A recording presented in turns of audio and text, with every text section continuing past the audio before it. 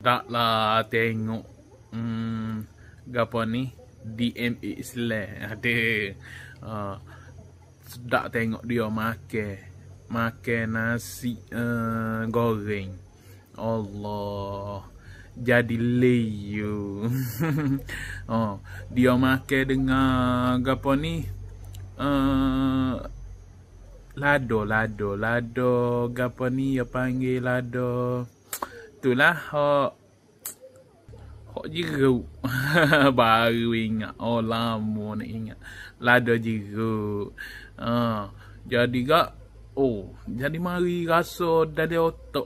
Mari rasa sedap yo. Moga dulu kan kita biasa makan. Makan lada jeruk tu gak. Allah rasa masing ayat dah. Jadi teringat. Itulah sedap ya. Liu ni liu.